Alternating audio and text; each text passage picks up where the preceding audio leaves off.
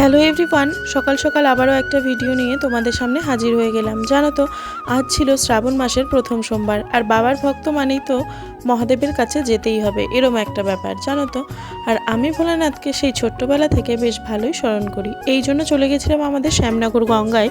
আর তার আগে তোমরা কারা কারা শ্যামনগর গঙ্গায় বা শ্যামনগর কালীবাড়িতে এসছো সেটা কমেন্টে জানিও। সকলে ভালোবাসা দিয়ে পাশে থেকো, লাইক কমেন্ট শেয়ার করো, আর সকলকে বলবো কেউ স্কিপ না করে পুরো ভিডিওটা দেখো। আর এই দেখো, গঙ্গার পার মানেই তো একটা আলাদা অনুভূতি, তাই না? গঙ্গার পার গেলেই যেন মন প্রাণ সব ভালো হয়ে যায়। আর এই যে এদিকে গেছিলো তোমাদের দাদা ভাই, আজকে কিন্তু আমরা পুচকু সোনাকে নিয়ে যাইনি, ওকে স্কুলে রেখেই গেছিলাম। আর এই যে চট জলদি সেরে নিলাম গঙ্গা স্নানটা।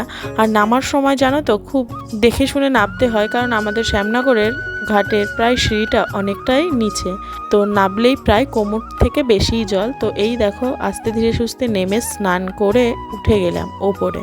আর তারপরে নামবে তোমাদের দাদা ভাই, আর তোমাদের দাদা ভাই স্নান কমপ্লিট হয়ে গেলে গিয়ে দেব মহাদেবের মাথায় জল অর্পণ করব।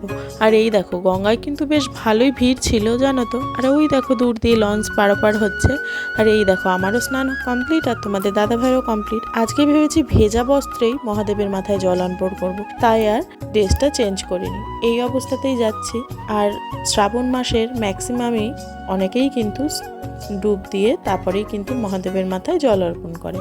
আর এই যে আমাদের শ্যামনগর কালীবাড়িটা না আগের থেকে এখন অনেকটা সুন্দর। কোনোদিন এসে দেখো যারা এখনও আসনি, খুব শান্তির একটা জায়গা। আর মা ভীষণ জাগ্রত, তার সাথে রয়েছে 12টা শিবলিঙ্গ। আর এই দেখো দেখলে না, গেলে না অনেকটা দক্ষিণেশ্বরের যেমন ভিউ ঠিক তেমন অনুভূতি হয়। আমি তো মাঝে মধ্যেই চলে যাই। আর এই দেখো মহাদেবের মাথায় জল এবার অর্পণ করছি একের পর এক, ফুল বেলপাতা। সবার ফার্স্টে বলি, তোমরা কারা কারা বলো তো আজকে জল অর্পণ করেছো? অনেকেই আছে শ্রাবণ মাসটা প্রায় নিরামিষ খায়, কারা কারা নিরামিষ খাচ্ছ সেটাও জানিও।